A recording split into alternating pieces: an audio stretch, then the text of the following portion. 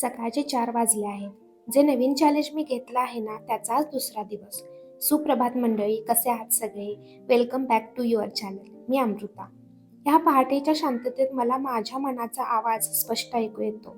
त्यामुळे मी माझंच म्हणणं अगदी गंभीरपणे ऐकून घेऊ शकते. तुम्हाला समजते का मी काय म्हणते ते? चला मी सांगते. ही आहे पहाटेची जादू. ही जादू फक्त पहाटे उठणाऱ्यालाच जाणवते बरं का. म्हणून म्हणते लवकर उठा. थोडं चिंतन, अफर्मेशन्स आणि ओमचे नामस्मरण आणि मग स्ट्रेचिंग नंतर शरीर पण डिटॉक्स होणं गरजेचं आहे. म्हणून मी मध टाकून थोडंसं गरम पाणी पण घेते.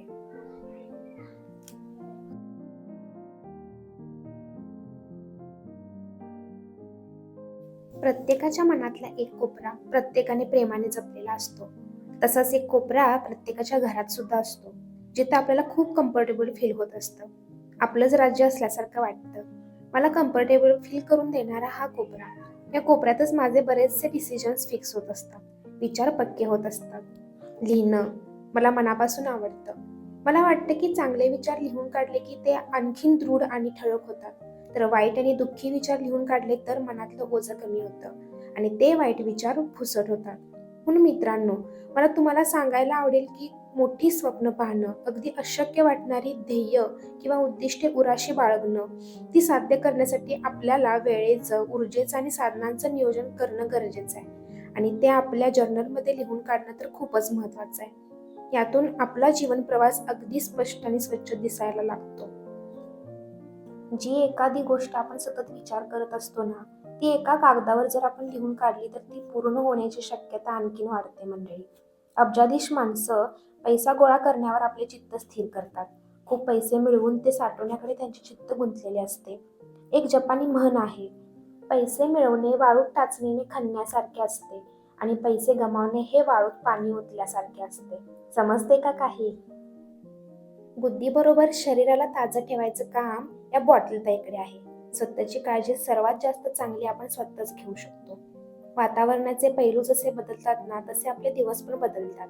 वातावरण स्वच्छ तर दिवस पण स्वच्छ आणि आपण पण स्वच्छ.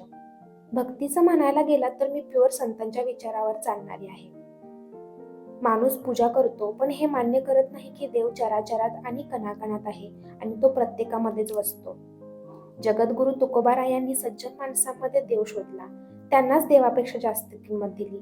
पण हजारो वर्षापासून आपल्या देशात वैदिक धर्माने दगडादगडात देव आहे असे सांगितले, पण माणसात माणूस आहे हे मात्र जाणीवपूर्वक लपवले. पण संत नामदेव आणि संत तुकोबारायांसारख्या संतांनी वारकरी धर्माच्या माध्यमातून तीर्थक्षेत्र, जपजाप, कर्मकांड यासारख्या भट्टी थोतांडाला नाकारलं. आणि आपण म्हणतो आम्ही तुकोबांना, नामदेवांना ओळखतो, समाजात मिरवतो की आम्ही वारकरी आहोत. याचाच प्रत्यय देणारा तुकोबांचा अभंग म्हणजे तीर्थी धोंडा पाणी देव रोकडा सज्जनी, मिळाली या संत संग समर्पिता भले अंग, तीर्थी भाव फळे येथे अनाड ते वळे. शेवटी माणूस म्हणून आपण कसे आहोत हे महत्वाचं. आपण माणूस म्हणून इतरांसाठी काय करतोय का, खुश राहतोय का, स्वप्न पूर्ण करतोय का, की ध्येयहीन आहोत आणि माणूस म्हणून नीट जगतोय का, ते महत्वाचं. असो, ज्याचा त्याचा प्रश्न.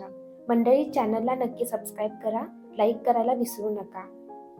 कारण सबस्क्राईब करणं, लाईक करणं आणि शेअर करणं हे अगदी मोफत आहे आणि फुकट आहे. त्यामुळे दिलखुलासपणे करा. नमस्कार.